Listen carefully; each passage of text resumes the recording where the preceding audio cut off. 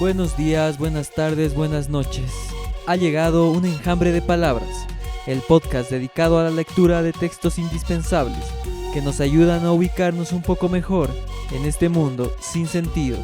Sean todos bienvenidos y gracias por su atención. Recuerdos de una molécula, página 353. El devenir animal solo es un caso entre otros. Estamos atrapados en segmentos de devenir, entre los que podemos establecer una especie de orden o de progresión aparente. Devenir mujer, devenir niño, devenir animal, vegetal o mineral, devenires moleculares de todo tipo, devenires, partículas. Las fibras conducen de unos a otros, transforman los unos en los otros, atravesando las puertas y los umbrales. Cantar o componer, pintar, escribir, no tienen quizá otra finalidad, desencadenar esos devenires, sobre todo la música. Todo un devenir mujer, un devenir niño, atraviesan la música, no solo al nivel de las voces, la voz inglesa o la voz italiana, el contratenor, el castrado, sino al nivel de los temas y los motivos, el pequeño ritornello, la ronda, las escenas de infancia y los juegos de infancia.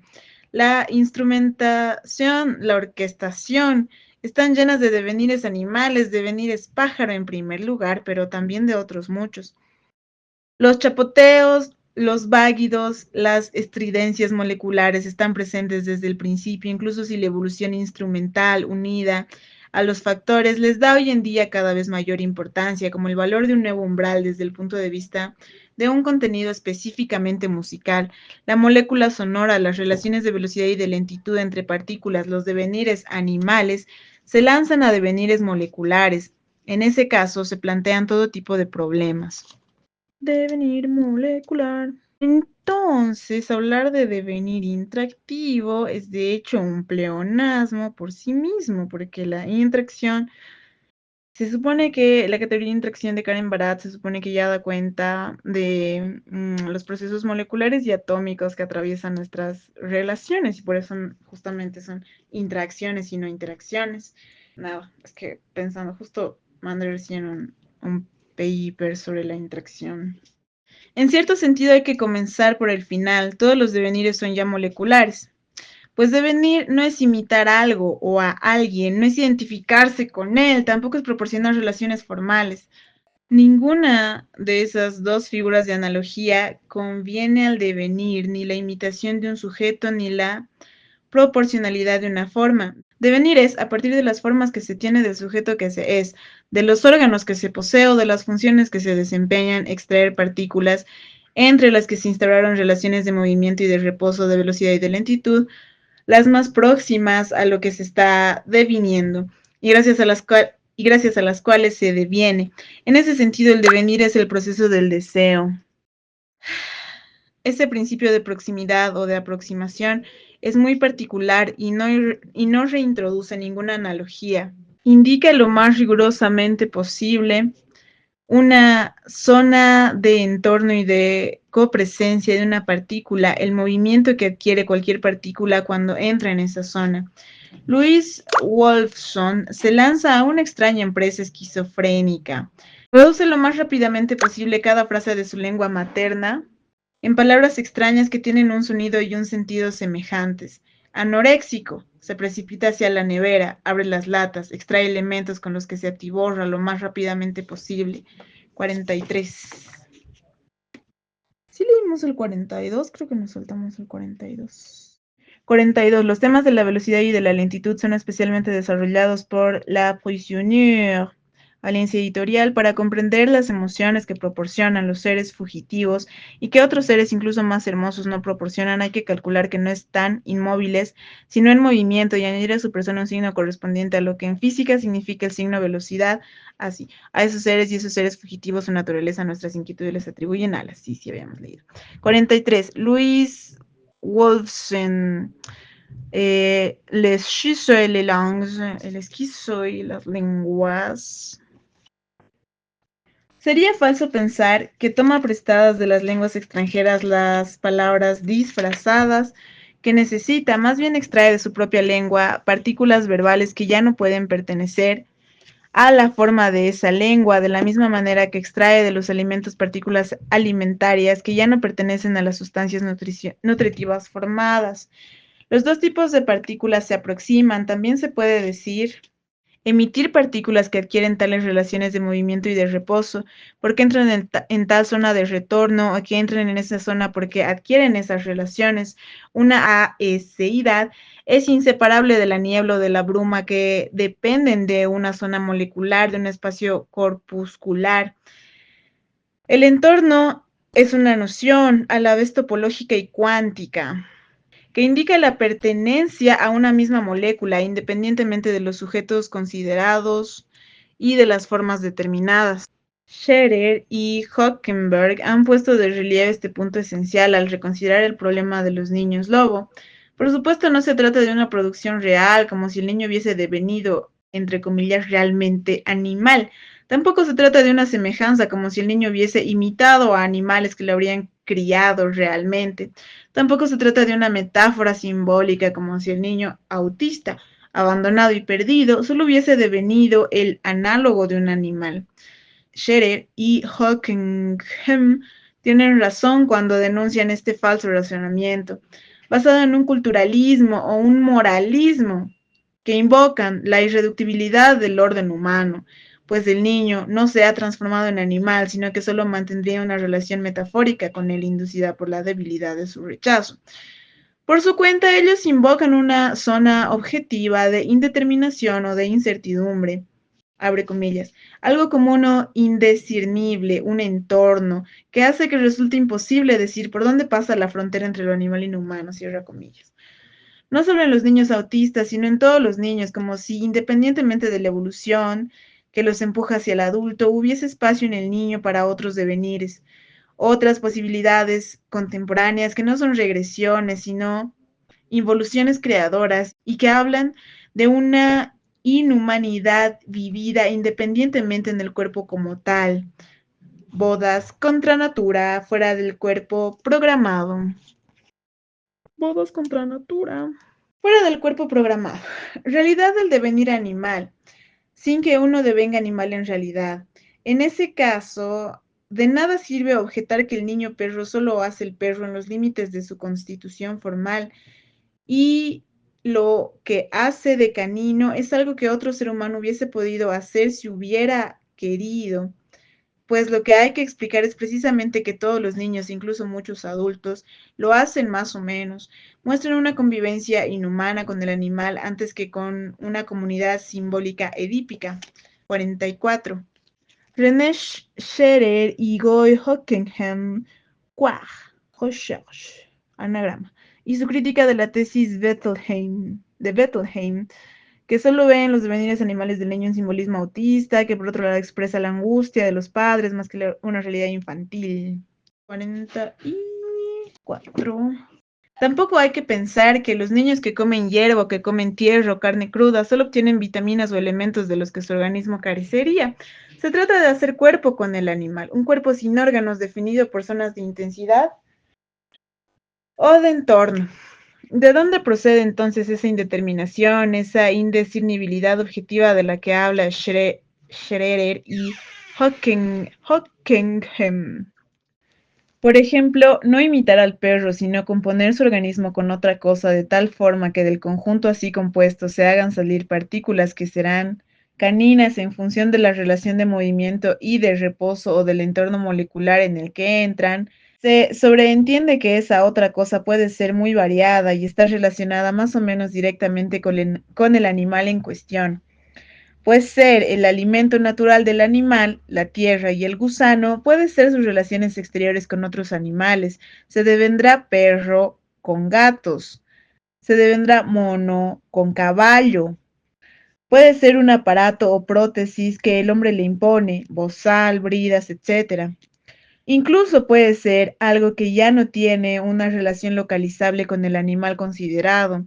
En este último caso hemos visto que Slepian basa su tentativa de devenir perro en la idea de atar unos zapatos a sus manos, de atarlos con su boca hocico. Philippe Gavi cita las proezas de Lolito, comedor de botellas, de cerámicas y de porcelanas, de hierro e incluso de bicicletas, que declara: Me considero como mitad animal, mitad hombre, quizás más animal que hombre. Adoro los animales, sobre todo los perros, me siento ligado a ellos. Mi dentición se ha adaptado. De hecho, cuando no como vidrio o hierro, mi mandíbula se corroe, como la de un perro joven que tiene necesidad de roer un hueso. 45. La philosophie du fantastique, Philippe Gavi, Libération. Para los casos precedentes, había que llegar a comprender ciertos comportamientos llamados, entre comillas, neuróticos, en función de los devenires animales, en lugar de relacionar los devenires animales con una interpretación psicoanalítica de sus comportamientos. Ya lo hemos visto en el caso del masoquismo, y Lolito explica que el origen de sus proezas está en ciertas experiencias masoquistas. Un hermoso texto de Christian Murel conjuga un devenir mono y un devenir caballo en una pareja masoquista. También habría que considerar la anorexia desde el punto de vista del devenir animal. 45. Interpretar la palabra como a la manera de una metáfora o proponer una analogía estructural de relaciones, hombre, hierro, perro, hueso, es no entender nada del devenir. La palabra como, entre comillas como, forma parte de esas palabras que cambian singularmente de sentido y de función desde el momento en el que se las relaciona con aeseidades. Desde el momento en que se convierte en expresiones de devenires y no en estados significados ni relaciones significantes. Puede que un perro ejercite su mandíbula sobre hierro, pero en ese caso ejercita su mandíbula como órgano molar. Cuando Lolito come hierro es completamente diferente. Compone su mandíbula con el hierro de tal manera que el mismo deviene una mandíbula de perro molecular. El acto de Niro, en una secuencia de la película, camina como un cangrejo, pero no se trata, dice él, de imitar al cangrejo, se trata de componer en la imagen, con la velocidad de la imagen, algo que tiene que ver con el cangrejo. 46. Newsweek, mayo de 1977. Y eso es lo esencial para nosotros. Solo se deviene animal si se emite por medios y elementos cualesquiera corpúsculos que entran en la relación de movimiento y de reposo de las partículas animales, o lo que viene a ser lo mismo, en la zona de entorno de la molécula animal. Solo se puede devenir animal molecular, no se deviene perro molar labrador, sino que al ladrar, si se hace con bastante coraje, necesidad y compasión, se emite un perro molecular. Emisión molecular. El hombre no deviene lobo ni vampiro, como si cambiara de especie molar. Pero el vampiro y el hombre lobo son devenires del hombre, es decir, entornos entre moléculas compuestas, relaciones de movimiento y de reposo, de velocidad y de lentitud entre partículas emitidas. Por supuesto existen hombres lobo, vampiros, y nosotros lo sabemos. No nos cabe la menor duda, pero no busquéis en ellos la semejanza o la analogía con el animal, pues se trata del devenir animal en acto, de la producción del animal molecular. En cambio, el animal real, entre comillas, está atrapado en su forma y su subjetividad molares. El animal muestra los dientes en nosotros como la rata de Hofmannsthal o la flor sus pétalos, pero eso se produce por emisión corpuscular, por entorno molecular y no por imitación de un sujeto ni por proporcionalidad de forma. Albertine siempre puede imitar a una flor, pero cuando duerme y se compone con las partículas del sueño, es cuando su lunar y la textura de su piel entran en una relación de reposo y de movimiento que la sitúa en la zona de un vegetal molecular, devenir planta de Albertín. Cuando está prisionera emite las partículas de un pájaro y cuando huye, cuando se lanza en su línea de fuga, deviene caballo, incluso si es el caballo de la muerte. Sí, todos los devenires son moleculares. El animal, la flor o la piedra que devenimos son colectividades moleculares, aceidades, no formas, objetos o sujetos molares que conocemos fuera de nosotros y que reconocemos a fuerza de experiencia o de ciencia o de costumbre. Qué bonito es. Pues bien, si esto es verdad, también es válido para las cosas humanas. Hay un devenir mujer, un devenir niño, que no se parecen a la mujer o al niño como entidades molares, bien distintas, aunque la mujer o el niño puedan tener posiciones privilegiadas, posibles, pero solo posibles en función de tales devenires. Lo que nosotros llamamos aquí entidad molar es, por ejemplo, la mujer en tanto que está atrapada en una máquina dual que la opone al hombre, en tanto que está determinada por su forma provista de órganos y de funciones asignadas como sujeto. Pues bien, devenir mujer no es imitar esa entidad, ni siquiera transformarse en ella.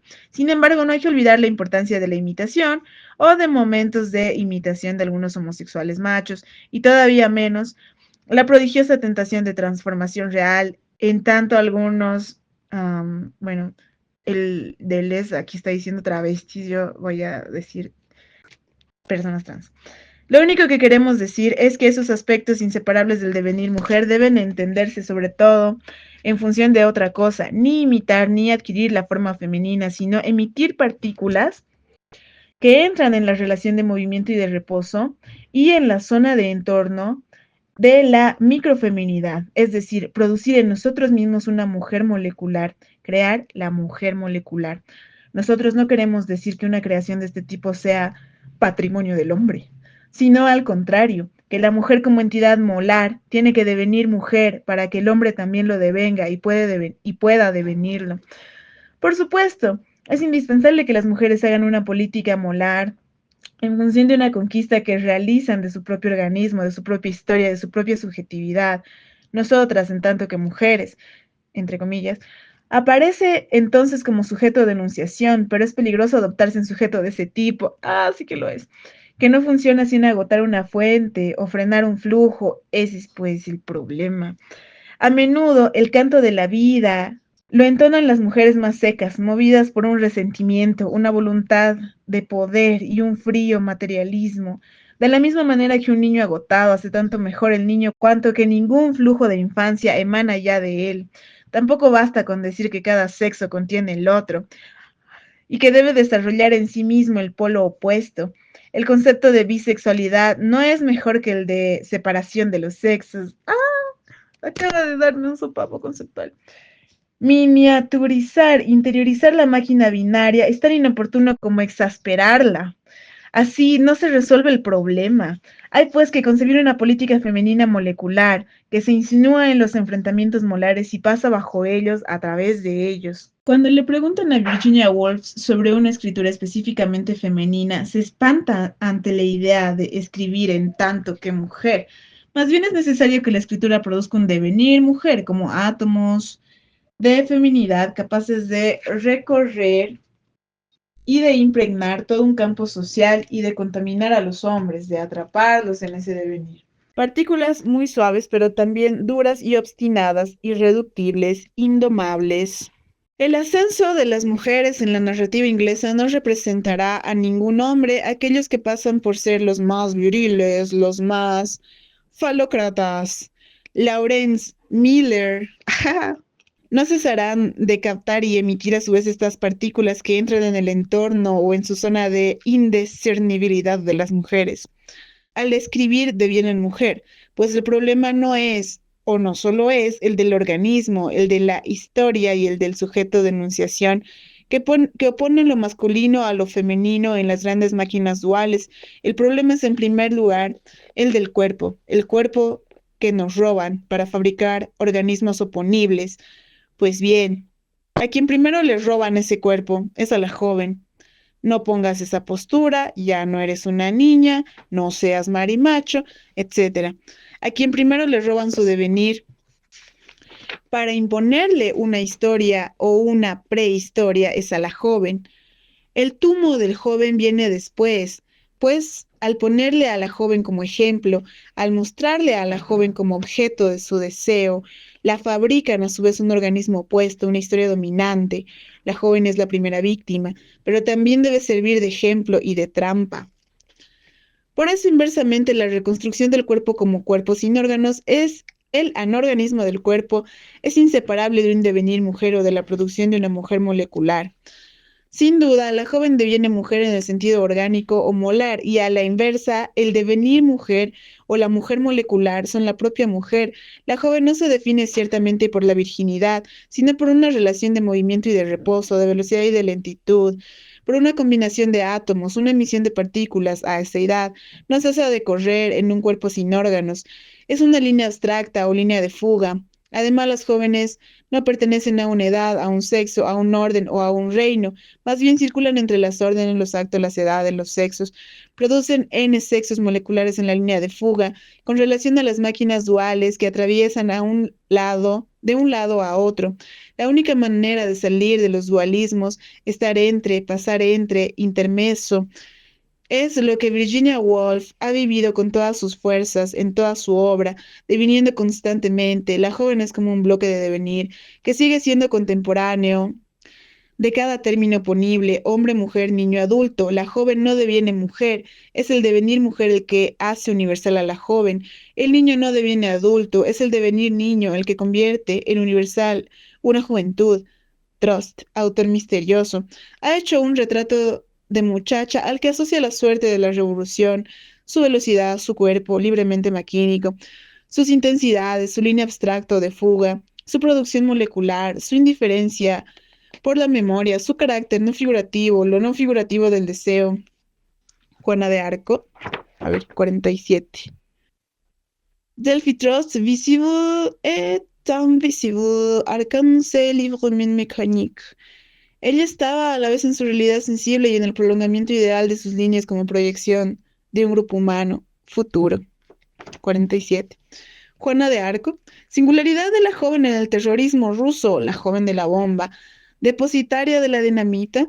Es cierto que la política molecular pasa por la joven y el niño, pero también es cierto que las jóvenes y los niños no sacan sus fuerzas del estatuto molar que los domina, ni del organismo y de la subjetividad que reciben.